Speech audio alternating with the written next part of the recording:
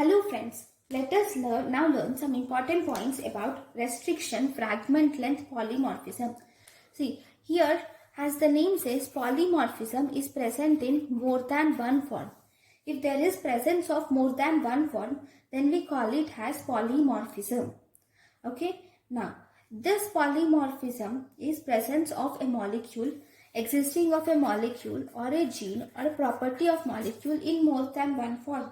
If this polymorphism is present in more than 1% of population, then it is called as normal variation. Okay, so this polymorphism is a normal variation because it is present in more than 1% of population. If this change or alteration in sequence is not present in large amount of individuals and it is present only a few people, then we can call it as mutation.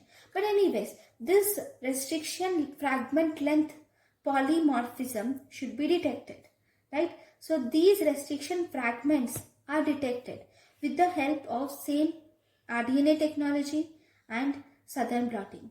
So it's simple. So first you will obtain a blood sample. So how are you going to detect this restriction fragment lengths? See, first and foremost, you will obtain a blood sample.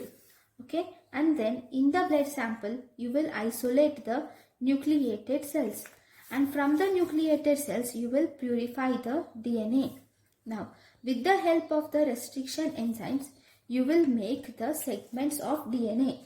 Now, this segments of DNA is passed to the gel electrophoresis. And this gel electrophoresis will separate these fragments of DNA based on their charge and molecular weight. Okay, now these are determined by southern blotting.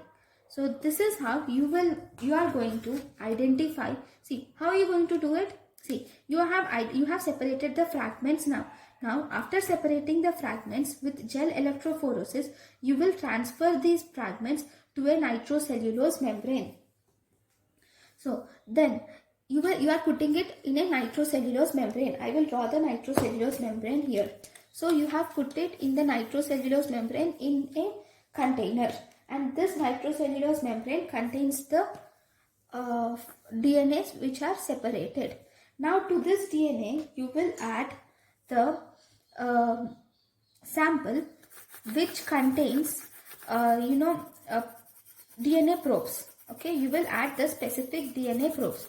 And then now that specific DNA probe will get attached to this DNA. So here it has attached to these two DNAs and to this one DNA.